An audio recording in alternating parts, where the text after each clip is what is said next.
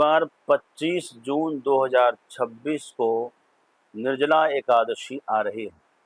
जो निर्जला एकादशी बहुत ही महत्वपूर्ण होता है, अर्थात जो वर्ष भर एकादशी का व्रत नहीं कर पाते हैं, वह केवल इस एकादशी निर्जला एकादशी का व्रत यदि कर लें तो उसको संपूर्ण फल की प्राप्ति होती है। भीमसेन एक बार वेद व्यास जी से एकादशी की महिमा सुन करके एकादशी करने के लिए उत्सुक हो गए, लालयित हो गए, लेकिन कहा गुरुदेव मैं तो एक वक्त भी ना खाऊं तो जी नहीं पाऊंगा, द्वादशी हमारी हो ही नहीं पाएगी, लेकिन मैं एकादशी पूरा उपवास कैसे करूं, इसलिए मैं कोई भी व्रत नहीं कर पाता हूं। तो वेद व्यास जी ने कहा कि ऐसी बात है तो भीमसेन केवल आप एक एकादशी वर्ष में कर लीजिए, संपूर्ण फल आपको प्राप्त हो जाएगा। एकाम एकादशीम कृत्वा निर्जलाम केशव प्रियाम सर्वैकादशी व्रतस्य फलम आपनोति मानवः। वेद व्यास जी लिखते हैं कि सिर्फ एक एकादशी यह कर ले यदि कोई, जो भगवान श्री कृष्ण को अत्यंत प्रिय एकादशी है, इसी का नाम है निर्जला एकादशी अथवा भीमसेनी एकादशी। उसी के बाद पड़ा। इसकी महिमा जानने के बाद भीमसेन ने इस एकादशी को विधि विधान से किया और ब्राह्मण को भोजन कराया, स्वर्ण दान किया, साथ में जल से भरा एक कलश भी दान किया। ये चीज आप भी जरा ध्यान रखिएगा। अन्न वस्त्र दान कर सकते हैं, पंखा दान कर सकते हैं, लेकिन शीतल जल का दान इस दिन बहुत ही महत्वपूर्ण होता है। अच्छा, एक बात और कह रहे हैं कि यदि सुमेरु के समान मेरु मंदर मात्राघम, है ना, स्त्रिया पुंसा कृतम, यदि कोई सुमेरु के समान पाप हो गया हो किसी का, मंदराचल पर्वत के समान किसी का पाप हो गया हो, तो तत्सर्वम भस्मताम याति, वो सब भस्मीभूत हो जाएंगे एकादशी व्रत प्रभावात, एकादशी प्रभावतः। अच्छा, एक बात और है, जरा ध्यान से आप सुनिएगा। जितने भी प्रायश्चित के शास्त्र हैं, जिसमें बहुत सारे प्रायश्चित बताए गए हैं, उन सब में किसी में भी शराब पीने के पाप से प्रायश्चित का वर्णन नहीं है।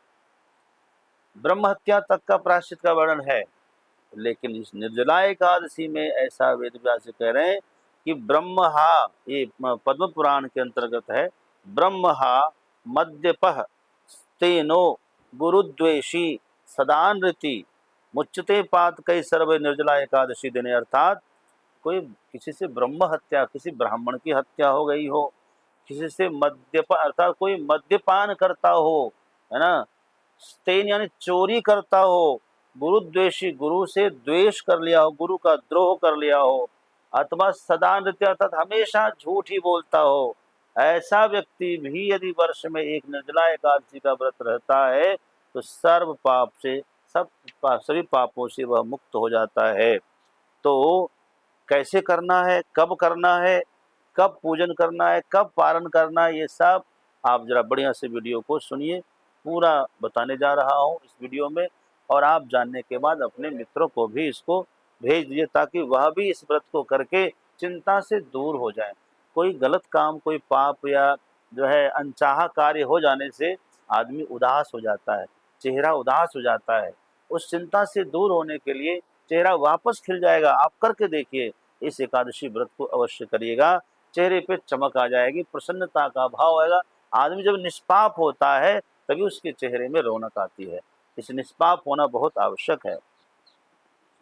आइए, निर्जला एकादशी इसको कहते हैं। निर्जल मतलब होता है जिसमें जल भी न लिया जाए, उसको निर्जला एकादशी कहते हैं। अच्छा, इसी को भीमसेन एकादशी भी कहते हैं। तो इसीलिए कहते हैं कि भीमसेन ने इस एकादशी को जब से किया था तब से ज़्यादा प्रसिद्धि हो गई, उसी के नाम से प्रसिद्ध हो गई। एकादशी तो पहले से थी। एकादशी कब से कब करना चाहिए? अब सवाल है, कुछ लोग कहते हैं कि दसवीं को भी व्रत कर लें, द्वादशी को भी व्रत कर लें, 3 दिन मिला के करें। तो निर्जला एकादशी के लिए ये नियम नहीं। निर्जला एकादशी का है, लिखो, जो भी कह रहा हूँ प्रमाण से कहूँगा।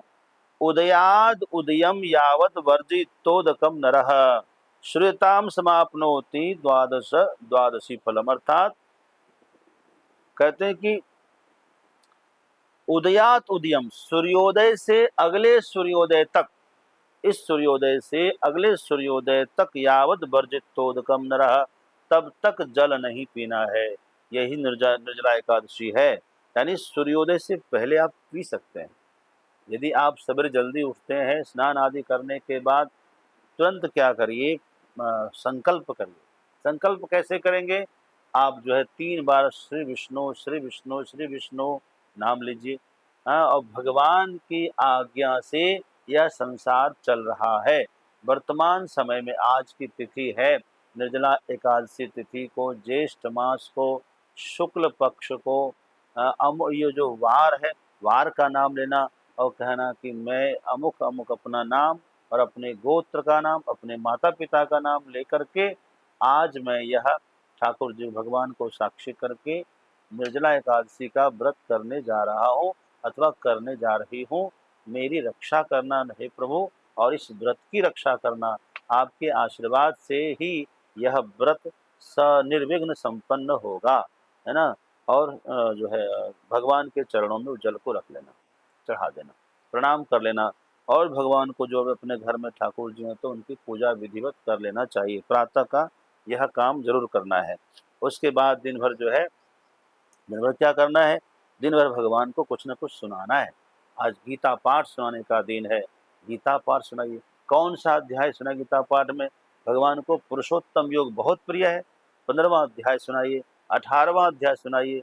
कुछ नहीं, एकादशी तिथि है तो 11वें अध्याय का पाठ करिए गीता जी का। एकदम भगवान अत्यंत प्रसन्न, चुके इसमें विभूति योग का वर्णन है, भगवान के जो है भगवान का विराट स्वरूप का वर्णन है। भगवान ज़्यादा प्रसन्न होंगे। इसमें भक्ति का भी महत्व है। अच्छा, गीता पाठ सुनाइए, विष्णु सहस्त्रनाम सुनाइए, श्रीमद् भागवत जी का श्रवण कर लीजिए, कथा का श्रवण कर लीजिए। अच्छा, और इस दिन जो है किसी न किसी की सेवा जरूर करिए। किसी बीमार की सेवा, कोई जो है यात्री की सेवा, आवश्यकता जिसको धन की आवश्यकता है, किसी को जल की आवश्यकता, किसी को वस्त्र की आवश्यकता, किसी को अन्न की आवश्यकता, आपको तो नहीं खाना है, सूखा अन्न का आप दान भी कर सकते हैं। अब आइए, जल कब कब हम पी सकते हैं? कोई बीमार व्यक्ति है क्या, दवाई के साथ जल ले सकते हैं कि नहीं? यदि बीमार है और आवश्यक जल लेना है तो बीमार की दवाई तो यदि आवश्यक है तब तो आप अवश्य लीजिए, व्रत भंग नहीं माना जाएगा, बीमार के लिए छूट है। आइए, आगे लिखा हुआ है, गंडूषा चमनम वारी वर्जयितोदकम बुधः उपभुंजित नैवेह व्रत भंगो अन्यथा भवेत्। कहते हैं कि गंडूषा चमनम अर्थात जो कुल्ला आचमन करते हैं, जब भी आपको कुल्ला आचमन करना हो तो वो जल को आप वर्जित, त्याग देना, फेंक देना, कुल्ला करके फेंक देना चाहिए, पानी को अंदर पीना नहीं चाहिए कभी भी। और जब आचमन करते हैं आप, ओहो, आचमन का जल आपको पीना है ना। उपभुंजीत आचमनम भुंजीत, नहीं तो व्रत भंग माना जाएगा। यानी आचमन का जल तो पीना है, नहीं पिएंगे तो व्रत भंग माना जाएगा। और कुल्ला किया है तो उसका जल पीना नहीं है, कुल्ला करके बाहर फेंकना है, अन्यथा व्रत का भंग। दोनों स्थिति में बता दिया।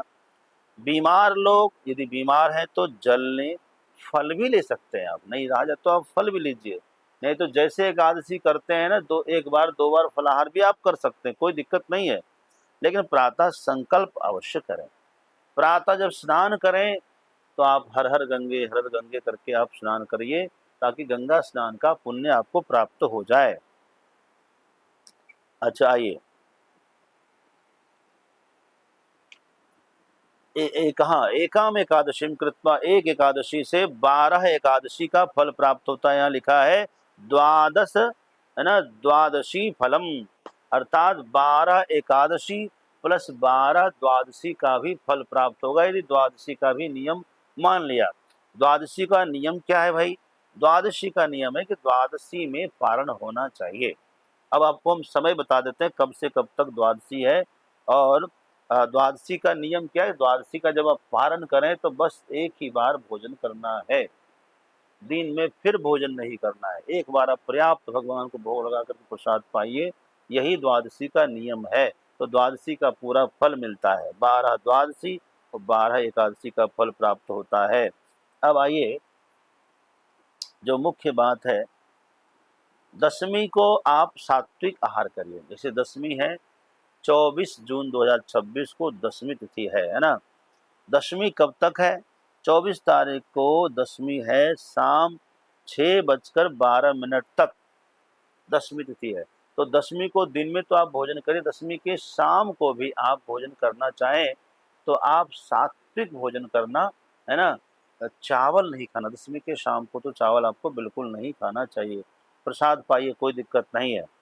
अच्छा, प्रातः जल्दी उठ जाइए, मतलब जैसे आप उठते हैं कम से कम 5 बजे उठ करके आप स्नान आदि करिए। पहले स्नान करिए, स्नान करके जलदान करिए, जलदान करके सबको प्रणाम करके वस्त्र आदि पहन करके जो है तुलसी में दीप दान करिए, ठाकुर जी को दीप जला के दिखा दीजिए और अपने भगवान की सेवा पूजा कर लीजिए, है ना। अपने ठाकुर की साफ सफाई करके पूजा करके आरती करिए और उसी समय में संकल्प लीजिए, हाथ में जल लेकर के, जैसे मैंने बताया, प्रतिज्ञा करके, है ना, संकल्प लीजिए। द्वादशी को प्रातः जब आप जो है द्वादशी का बता रहा हूँ आपको, तो 24 जून 2026 को शाम 6:12 तक दशमी है, उसके बाद एकादशी लग जाएगी और एकादशी समाप्त होगी 25 जून 2026 को शाम 8:09 पर समाप्त हो रही है एकादशी तिथि। यानी 25 तारीख को 8:09 तक एकादशी तिथि है। अब आइए, उसके बाद द्वादशी लग रही है 8:10, शाम 8:10 से 25 तारीख से दशमी तिथि द्वादशी शुरू हो जाएगी और सवेरे अगले दिन यानी 26 तारीख को रात 10:22 तक द्वादशी है। तो कोई चिंता का विषय नहीं है। प्रातः आप सूर्योदय के साथ ही पारण करेंगे, सूर्योदय से पहले पारण नहीं करेंगे, क्योंकि लिखा है उदयात उदयम यावत वर्जितोदकम नरः। सूर्योदय से सूर्योदय तक 25 तारीख को सूर्योदय से लेकर के 26 तारीख के सूर्योदय तक आपका यह व्रत रहेगा और इस व्रत को करने से, है ना, सुमेरु के समान यदि कोई पाप होगा तो वो भी नष्ट होगा, है ना। ब्रह्म हत्या, मद्यपान, चोरी, गुरुद्वेषी, गुरुद्रोही आदि सदा झूठ बोलने वाला ऐसा भी कोई व्यक्ति है, ऐसे व्यक्ति भी समस्त पापों से मुक्त हो सकता है और आपकी चिंता हमेशा के लिए मिट सकती है। जो सदा उदास रहते हैं, सदा चिंतित रहते हैं, आइए इस अनुष्ठान को करिए और अपने जीवन से उदासी को भगा दीजिए। बहुत बहुत शुभकामनाएं।